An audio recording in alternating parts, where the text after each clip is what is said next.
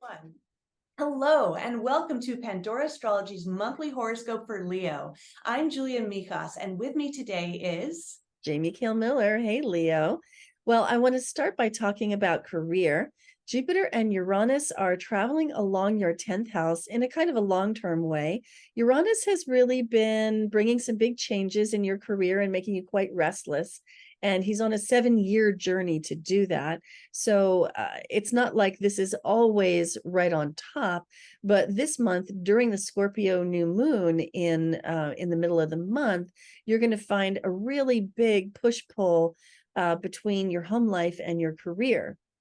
That Scorpio new moon right there in the middle of the month is going to pull you into your home life, maybe bring up some emotions, maybe making you just want to kind of retreat and pull inward, while Uranus is continuing to pull for big changes that may feel like they are, disruptive to your career. And that could make you kind of nervous. Now, I do want to say that Jupiter is traveling your 10th house all year, and this is absolutely terrific. You're in a career luck year. And so this is the best time for growth and expansion in your career all year, really. And if you're feeling ready for that, this is the year to make a move. Now, I also want to add that there are some issues around borrowing and debt for you this year in general, too. And that's because Saturn is traveling through your 8th house. And wherever Saturn goes, we're made to discipline ourselves. We absolutely have to knuckle under and do the right thing.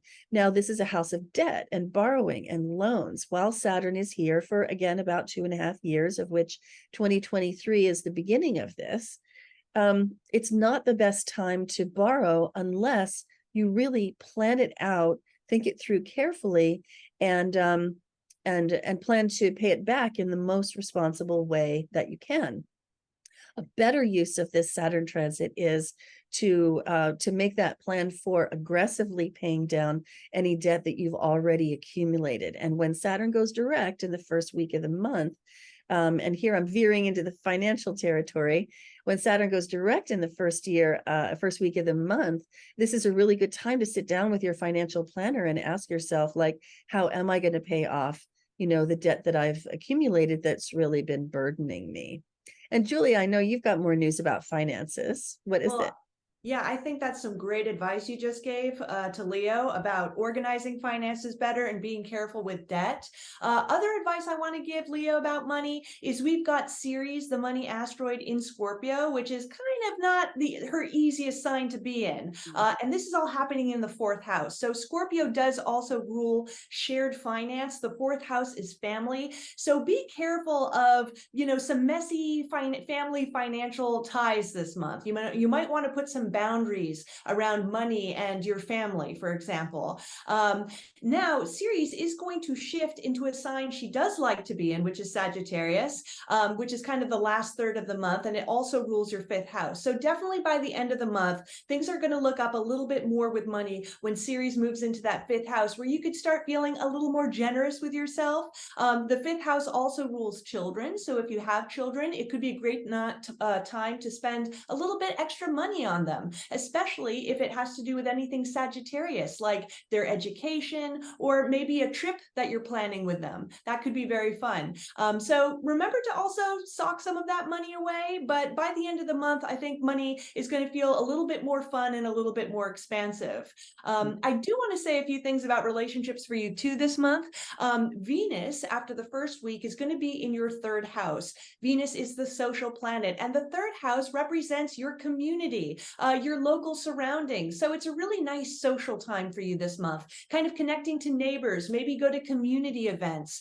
We're having also a Gemini full moon in your 11th house of friends and groups. So, again, this big light is happening in the sort of social area of your life. You could be also closing up some projects with any groups in your life. If you've been connected to any personal groups or professional groups, there might be some project that's finishing up in that area. area. And then in terms of romantic relationships, your seventh house of romance is ruled by Aquarius. That's traditionally Saturn's sign, who we mentioned earlier is in that eighth house of money. So there might be a little bit of crunchiness coming up with finances in your partnership. Maybe your partner has been supporting you in some way and they need to kind of cut back a little bit, or maybe you've been supporting them a lot and needing them to kind of stand on their own more. But there may be some lessons here about sharing money, especially in your romantic relationship. Mm. Well, that's all for today. If you enjoyed this horoscope, please do like it, subscribe to our channel, and tell your friends all about us. And you can find us at our website, pandoraastrology.com, to get a reading with one of us, and also find us on Patreon for workshops and classes. And we'll see you around the cosmos. Bye-bye.